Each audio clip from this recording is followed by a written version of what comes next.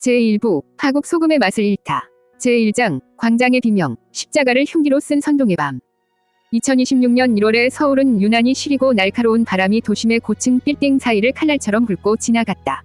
그러나 광화문 광장의 온도는 대기 흐름과는 정반대로 비정상적인 열기에 휩싸여 있었다. 아스팔트 위를 가득 메운 것은 차가운 겨울 안개가 아니라 증오로 달궈진 수만 명이 거친 숨결과 그들이 내뿜는 살벌한 구호였다.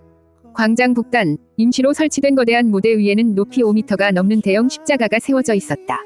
그 십자가는 사랑과 희생의 상징이 아니었다. 붉은 조명을 받아 번들거리는 그 형상은 마치 누군가를 즉결 처형하기 위해 세워진 거대하고 잔혹한 흉기처럼 보였다. 십자가 주변으로는 태극기와 성조기, 그리고 정체를 알 수 없는 군사 조직의 깃발들이 기괴하게 뒤섞여 펄럭이고 있었다. 무대 중앙에 선 산에 강득천 목사는 마이크가 터져나갈 듯 고함을 내질렀다. 그의 입술에서는 복음 대신 독설이, 축복 대신 저주가 쏟아졌다. 여러분, 지금 이 나라를 보십시오. 사탄의 무리가 청와대와 국회를 점령하고 우리 아이들의 영혼을 갉아먹고 있습니다. 하나님께서 저들에게 진노의 불을 내리실 시간이 얼마 남지 않았습니다. 우리는 오늘 이 자리에 거룩한 군대로 모였습니다. 적들을 멸하고 이 땅에 진정한 신정 국가를 세워야 합니다. 그의 말이 끝날 때마다 광장에 모인 노인들은 일제히 아멘, 과 할렐루야를 외치며 손에 든 깃발을 흔들었다. 그들의 눈은 광기 어린 확신으로 번뜩였다. 그들에게 교회는 더 이상 안식처가 아니었다. 그것은 전쟁터였고 목사는 사령관이었으며 옆자리에 앉은 성도는 전우였다. 이 광경을 무대 뒤편에서 지켜보던 청년 민우는 온몸에 소름이 돋는 것을 느꼈다. 그는 모태 신앙인으로 자라며 교회 안에서 사랑과 평화를 배웠다. 하지만 지금 그가 보는 것은 자신이 알던 기독교가 아니었다. 민우의 손에는 대형교회 청년국에서 나눠준 질서 유지 완장이 채워져 있었다. 사실상 집회의 인간방패 역할을 하라는 짓이었다. 민우야, 똑바로 서. 저기 앞줄에 기자들 오니까 대열 흐트러지지 않게 해. 교회 선배인 요한이 민우의 어깨를 툭 치며 지나갔다. 요한의 눈에도 이미 이성적인 판단은 사라진 지 오래였다. 그는 오직 이 집회를 성공적으로 마쳐서 담임 목사님께 점수를 따고 보수 정치권 인사들과 줄을 대는 데에만 혈안이 되어 있었다. 민우는 고개를 돌려 광장 가장자리를 보았다. 그곳에는 집회를 반대하는 시민들과 소상공인들이 울분을 토하고 있었다. 제발 길 좀 터주세요. 장사를 못하겠어요. 이게 무슨 교회입니까? 깡패 집단이지. 식당 앞을 가로막은 집회 인파를 향해 절규하던 한 중년 남성이 극우 단체 회원들에게 밀려 바닥에 쓰러졌다.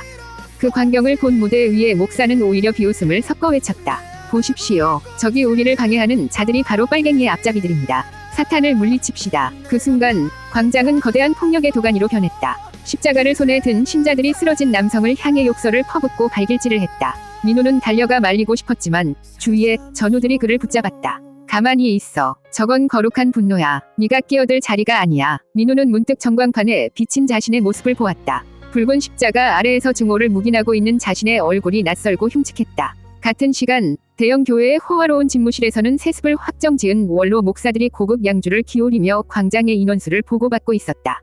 그들에게 광장의 비명은 그저 자신들의 권력을 유지해 줄 든든한 배경음악일 뿐이었다. 밤이 깊어갈수록 선동의 강도는 높아졌다. 강득천 목사는 급기야 최근 발생했던 군사적 긴장 상태를 언급하며 군사 쿠데타를 노골적으로 선동하기 시작했다. 질서를 바로잡기 위해 칼을 뽑는 것은 죄가 아닙니다. 그것은 하나님의 공의입니다. 우리는 군과 합세하여 이 나라를 정화해야 합니다. 사람들은 미친 듯이 날뛰었다. 십자가는 이제 둥기가 되어 반대파의 머리를 겨눴고 성경책은 선동 문구가 적힌 전단지에 가려졌다. 하나님이라는 이름은 가장 추악한 욕심을 포장하는 포장지로 전락했다. 그때였다. 광장 한 구석에서 작은 소요가 일어났다. 이단 사이비 단체에서 빠져나온 탈퇴자들이 교주들의 사기 행각과 기성교회 지도자들과의 유착 관계를 폭로하는 유인물을 뿌리기 시작한 것이다. 가짜 메시아에게 속지 마세요. 저 목사들은 당신들의 돈과 영혼을 뺏고 있습니다. 분노한 집회 참가자들이 그들에게 달려들었다. 비명과 욕설, 그리고 찢어지는 깃발 소리가 광화문의 밤하늘을 갈랐다. 민우는 그 난장판 속에서 땅바닥에 떨어진 작은 십자가 펜던트를 발견했다. 누군가의 목에서 뜯겨 나간 듯한 그 십자가는 사람들의 발길질에 차이고 짓밟혀 흙먼지 투성이가 되어 있었다. 민우는 떨리는 손으로 그 십자가를 주워들었다. 차갑게 식어버린 금속의 촉감이 그의 손바닥을 찔렀다. 이것이 우리가 만든 하나님의 모습입니까? 민우의 눈에서 뜨거운 눈물이 뺨을 타고 흘러내렸다. 하지만 그의 울음소리는 광장을 가득 채운 멸공, 과, 심판, 위고함에 묻혀 아무에게도 들리지 않았다. 2026년 1월에 대한민국 기독교는 그렇게 스스로 가장 깊은 지옥의 구덩이를 파고 있었다. 소금은 이미 맛을 잃어 길가에 버려졌고 사람들에게 짓밟히는 일만 남은 파국의 밤이었다. 어둠이 짙게 깔린 광장 저 멀리서 이해할 수 없다는 표정으로 이 광경을 영상에 담는 외국 언론사 기자들의 카메라는 차갑게 돌아가고 있었다.